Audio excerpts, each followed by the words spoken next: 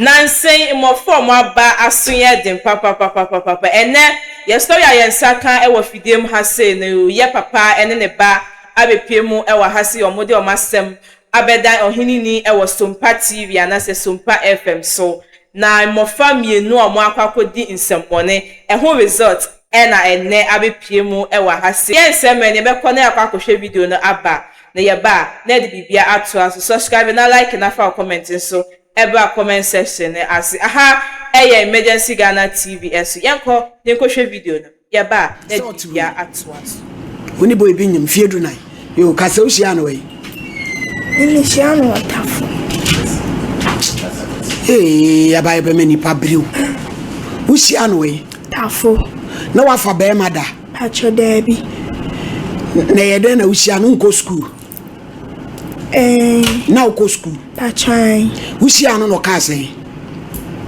me da okache na sata jai dia wo ya wo mogre pepen okache wo sen okache me senti no obeba ye fie hono na msi dabi hono oba ye fie opiepie mba ye fie hono Sompa FM opiepie mu ba mu fie sen obi na chile no eno oba wo jai dia wo kire wo ya wo mogre sa no wono maame no papa netie achai baby efie na utimo oba ho no maame no papa netie ho eno oba ho oba dede oba na satam na me wa bontin na me ko inside se me kwa charge me phone na oba ho no wo phone 14 years nukuta phone ase wane to phone ma no so na de blame yo abata no mo ya adese kase enti usu ko charge na yede na me kwa charge na oba inside ho no na oba for so me e wo mo fie modem eno oba ho na obedaaye pachai also of how many years 15 years to na de asa Debi na area na no obi ani fie ho acho debi na obey sa no wa ma obi amane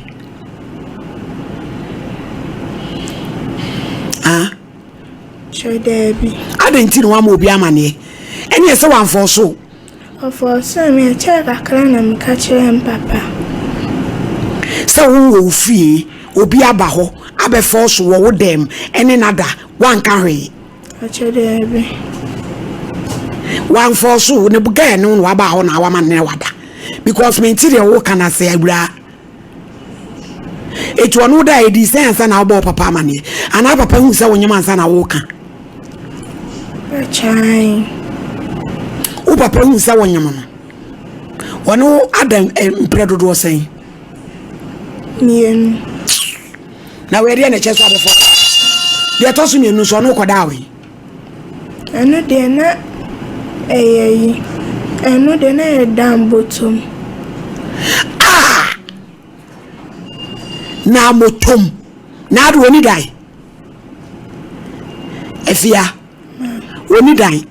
ukun wa wonu nyim oni dai na ne owu ba kwa dai okwa sori wia na okukun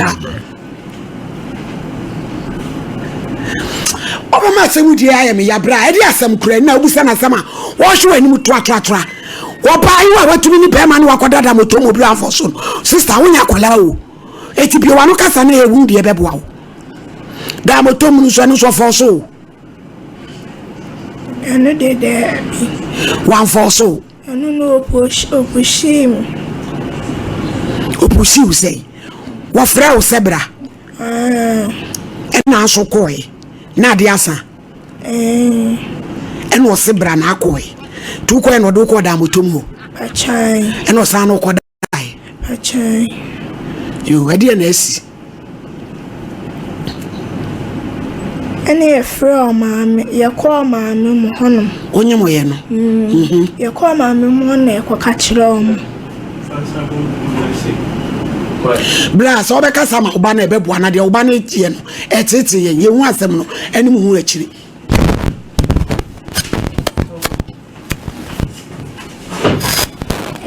Chairman, good afternoon. Afternoon, Katachi, not to say. You black, brown, Kakra, would ya. That's why I'm a banana. Not an abrass and what jam, woman, Yama, at the TJM. Eh, they didn't see. Pacho. Now me here, Juma. Minifie. Bamuni in an etifi. In an etie. Na me kasa kyerɛ no. Me kasa kyerɛ no. Oba panyin no. Ma kasa sa kyerɛ no. Da bia me ma wo. Da bia bibia ni ho a me nyɛ ma wo. Na me no me kwa adwuma nti manhu menim hwee. Nti akyerɛ no ɛna ɛkyɛe. Na me ka kyɛn sɛ efia wofu a kɛse adan. Wɔse da saa me futie. Na me tia nse oboa. Me minim wafu. Nyese no wafutie. Minim wafu no empie. Aka hyem. Me a me ba no minim bibia. Nti oboa. Nti ye no na me ka me ba nso oboa na ne maame so ofie ho bi. Mbacho o maame a me ne wo no oni kuromu ha nkasa. Wakotena Kofodua bema bi na age na firi nsem bema no ye anwunani waje no ko Eastern region ai imezo media me no misuro na ja waje o ma bi na mete ne ketekete dia o no honom ne die ewrade mai ensemu ni o obema onu papa so le ekodi pa onti fie no wa wale foforo mpacho ba me ne wo honom no me ne tena makasa a kire nse tisi a wani mse wo na mabefa ho meni obi antime ba we nko na mde ne bae nti hwene mami wono so mami onwani mami a ompe me be ya se empre ni mahwe ompeni ni mahwe o ya ade kura wo mfre me be na me be ni namsa obi free school be ba no ni namsa ntime ba no ono ansan abo charge se o de akura ni namsa akura no o ya ade akura ni mfi na mka chen se senka ope me ba na semu a anka akura nko betena wo nchen efiri dada nyina wo mpena asem na me no me ho akire me kakra enti ena mame no otie no ba no so ono de ne babae akire ya no kofa ne ba ewo opapa o Philip man no me di na chi na akura ne papa ne ye ne basa o se ne ba ne ye kromfo enti oye bema awo ba ko pe mezo me ba no me ne ba wu mi no mu nyina wui tija wo de akura we de akura mi on hwe ne so ma me no wa hwe ne so ama me yam free ho eti aja hu sa afiafu ne ba no na obusa no na mi busa no o se wonyem na furu no de sa na tie na mtum ka se afia wo bo anya sa na tie na mde ma sister bi on check mami nti wo de ni kokrum na mtum ko dipa to de ni kokrum no na ofre me ka kyerem se onyem afia nyemampa am si ewrade bo mi tiri so ni se amaya dai ani se ja ati aka me so a be me ye koi yes one so 15 years wo ye 15 years me no o maame akoka o maame ni didi matem boy ne maame no na be ma no o di adwuma onya adwuma o school o SS SS2 na afino o SS2 tisi SS2 o fi o munyanko school ukobo maame na maame ne se de ya de akoto animu o maame no edikan no ge no a o hwe ade ne maame no na ono no maame ge ne dikan ne ko na miminya tam adwuma nti ba sa no ne ko ansa ne maame ne bedidi atam de be chin ba no because obi woni fie no wa beto ase ne so ne dem ne na beda akola 14 years de maame no mu fra ne mayen nti mizu mi didi na me ka kire ni se o bana ya maame ne number o maame ne number ni yo ya bona we na fam we o manya IBJ mo ma fra maame ne mayen eni ebe chi ne ba no sakwani wo 14 years ni watu bi de na kwose da motom ne na koda wa bo wura ne fie ne dem maame no kwa no me che ni pe me man won ni wan temase boy no me man won ni sa obi kura na che ne bre me ene me bai na me no na me man bai won ni na me ka che boy say wo de wo next time be me chi ubi mu ade am de bai enti ko me ba na me nya nkasate say wa sa me ba ne sa what's in your friends say me pa cho abai man so di say Sumpa FM. Please try again later. manya wafa Sorry, the number you dialed is currently not reachable. Please try again later. no o papa nwia agye frɛ ɔmaame na ba afra akora na ba ebisa no no papa nua nka sɛ wanka no kora mɛbo paa na akora nka sɛ ɛyɛ mea na meka sɛ wo ɛyɛ wo a wo se nyɛ wawa ɔba onim ɔba ɔno okunu nyim onim okunu enti wontim nka sɛ nyɛ wo a me bɛ woni na di agora ma pata ma de wo ya na wo ye nti the number you dialed is no bia na metimi di akoma na mana yi ɛyɛ wo a na ho agya obi bɛse me ka ma ntum na man ne ka sɛ yɛnkɔ na wɔne ne ɔmaame ne tenase aka ɔno ɔmaame ne tenase ka na ɔde kakraba no ɔno so de kakraba na me se maame ne tonsuo na wei di nsuo hia ko bonsuo hia bɛda de adware na me susu me de kakraba na nte sɛ me no me boa enti me boa no me ma boa sa ɔmaame ne mfi yɛte wɔgye me number afiri papa no ho sɛ ɔbɛfrɛ me hwɛ maame nanim sɛ ne na ne number ne bɛba ka ba ma nka me ne na ka ne bɔkɔ nti ba sa no me maame wo de oba de odina ko to school mu ko school me de ndi me ma ko tua 24 million wo lighthouse no ayemeka ma enti me wo gina sen wo ko JSS2 hey ti me maame e ba kwasi adabi e na ga no a odi ani mu kan ye ho no esuso eni nyina ye ko ye na me bla ba ye enti me bla ba ye no ni nyina ye ko tena se ne kan ye enti eni ye ho no de me taking action say me mpene nti me de minsa be ka ma be a obegina nchen eso ke kanse mu bi kire me ma bufu pa na mka chente ma me ka wantum na asem ni ba na kora no ma ma ne won ya wonyai e wo mba no ho na oda ye nti majinka nyina mu ne me kasa ti ba sa no na me ma me se o de ka wantum nka asem no na me ka ma no tum ti me ka ma no tum a ye ka asem no e na me ma me mu ka ye na ja ye no omsiesie asem ye ni omsiesie a e na akora ne maame enwia bi agigina mu ogigina mu no e no se afia wo sori aya abla me ho mo de mu ntwa so me mehwe akora no ti o ka zo obehwe akora no se mama ene no obehwe akora no a na kire se nyankopon eze se na free se nyini pa kwa ni mu ampato anyini kwa ni mu pa kwa hospital mpato amia hospital me na me de akora no etevi se onyim ye na be ma no bibia ba bibia mada omo ma yehwe ganu na ganu ogigina mu no ena man kakra enu kura kakra no de kokora nso gisame a na didie nyina ayamia ena ganu editu afrika de umfimi bani biem maame no so ayi nani o maame ni de wagina ni kura se nyinua na de na enti onua na je hwe nti wagina ni kura umfimi bani umusami bani boy ni papa de wawu ndi o maka umfimi bani ye je yan fo ma hadwen nti ba sa no me maame no maka no boko se nka wo fa kakra bla na nka me ma wo mo maka nso fa kakra na me de me am ye eja no me so de me ye kakra nkra hwe me ba no te se ye ja ba mo ba ye ni sen me ba se ma boka me ka ma bo nyina ani school am hwe ni nyina no ontwa ma se je se e akra na ye be nyame be soye no no ne hia de di kan me pa twa se nyame sue ni wie se krudu na fe no so mo ye so mo egogo agwa ye be boa mo ne ye di ani ni nya di ani ne sakra no ne ba ne dia eho ene sa sikase ne ya ye kan de be jiu it is say baby akra ne gina no media futu am de be ma ne say bo waboso na onsoye na me asio di ani no ka yen ye be fa anamba ye say Sumpa FM 2008 Sumpa yen ye be fa ni akoye ne yenya koye ne sakora no na no banyimu ya e kapie na fi esoro kosi fom ne abua ma wom yo mama na beboa yo me da se me so me ka ba ko me ka ma sim bi e ha me because se si a me ti wiase am ti wiase kapra kro bi na mbutum aduma so ayi madi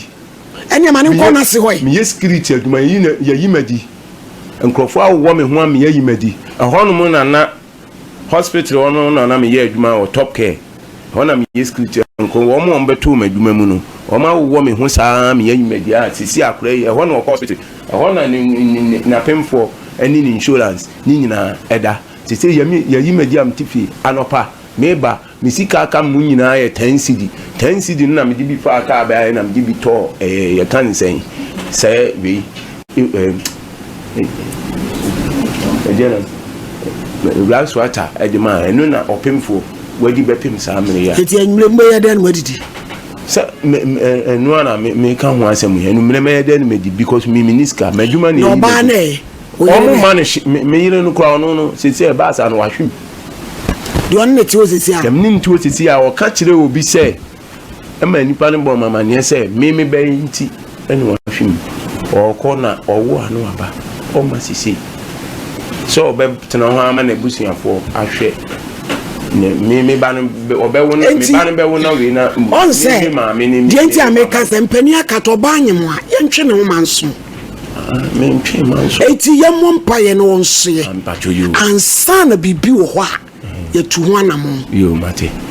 because maame no mo friend mo nya no we dey small case krama ye ba wonyim ni nti ya ye nya Medafo meda sisa ojibe ma yekohwe video no eba ye na nkola nkitwa pema gwa mpanyimfo odidie nkola 14 15 ene die efa mo ho ben na motimi akwa akodi mpemu agwa result aba no afede wo be ma no udwane efi ho udwane efi ho na nse nkola omo aba omaso dedendedede uka nwana na omo aka 10 uka 10 dia na wewu kra nkola asisi omo aba hwede wi a wesifa egu papa ni mase o papa be hu sa no ono kasaye ema oka che se twuhu fi akola no ho but still akwana so odinti no no guso a di be ma nechi enehwe enimguase a odi abe papa isi abema no onye na adi so obehwe wo si al papa ebe e na odi ba behwe because of usekofun uhunti no umame efi upapa nchen umame akwotena obi fufu nchen obi age umame ede fu papa nsem na mutunti adenti na nkwala na nsem nkwala amaba maso de kasache mamuntie sa na wakwa akofa abe bema no kwa nkoye 18 ekokwa nka meka se o obetimi ahwe 15 years afi na owo SS da be da no be wie school a start ejuma no de aba be hwe ye kasache mamuntie kasa kire ma munti afi na cheche wunsem a wuntime nkasa kolabonesem akola die mpem agodi e fa ho ben wewe piu na obeka so oye na weni je ho oye na weni nje ho nka weni nje wan ka wunti etin o papa no kwa no e papa na ka bi se anko be fi anko mfi ukura wa papa pe wa asebiti uma mi eja we si we anka papa si ye na adi so onhwe wa anka hwe bebi a wo wie ye ebe kwa akosi akwa no de wanyade nkola mo aba na nse ho ya mo dan kasa mo bebi keka mo ankasa nkola se na ya de bia wo fo ni ye busy internet to de bi na ye mfa ye ni nkoye ma no second na da seconds na bibia esi amofo mo aba medofo omo aso de sisi akwa de unim so mo na mo ye mpanimfo se ye na ye mpanimfo se den omo aso de ye fa asem we ntu ye hofo ye fa asem we entu ye hofo papa esa se na nse mo fo mo aba ye kasa kire mo muntie ye ka bibia kire o mo muntie ye fa asem entu ye hofo awofo no ene nkola na afi na mwesi so no uma me kasa kire na so papa kasa kire na wuntia result no umate ena wenya result we unso sa result no obede ubenya une mema nam na ma me na so papa say he akosia he adwoa twunhu efi nipa we hu twunhu efi ne hu na wa twunhu boko e de efi nipa no because unnim nipa emu adiri si ampanimfo kwa awe nkola na at the same age ye fa asemwe entu ya hofupa na make us ha eguso aye emergency Ghana TV eso subscribe na fa comment eba comment section na comment ni de ehu hia me pa na sanso ɛhyɛ ɛma afoforo no edi a megye so ane kaakye maame esi ɛne se ebesa nso edi nhyiemu ɛwɔ ha. Have you ever tried to buy something online only to get scammed, or have the seller waste your time? Or maybe you're a seller who spends hours preparing an order only for the buyer to cancel last minute? We get it. That's why we created Coplan, a simple, secured marketplace designed to protect both buyers and sellers. Coplan is here to end their frustrations with a reliable solution. Our team noticed that a lot of people are either being scammed or losing valuable time and resources due to unregulated marketplace practices. So we built Coplan to tackle this problem. So Coplan uses a secure payment method known as escrow, which keeps payment safe until both the buyers and the sellers are satisfied with the transaction. Here is how it works. When a buyer orders an item, the payment is held securely, meaning the seller doesn't get paid until the item is successfully delivered. The seller is notified and can accept or decline the order. If accepted, they reach out to arrange the delivery. Once the item is delivered, the seller marks it as delivered. So from there, the buyer has 48 hours to confirm they are happy with the product or to request a revision if there is any issue. When the buyer is satisfied, they accept the order and the funds are therefore released to the seller. If no action is taken within 48 hours, the order is automatically marked complete and the seller will be paid. Coplan is here to build trust in online buying and selling. With our escrow system, both buyers and sellers can feel secure, knowing their time and money are protected. So why not try Coplan for your next online transaction? Visit us at www.coplan.coplantechnologies.com.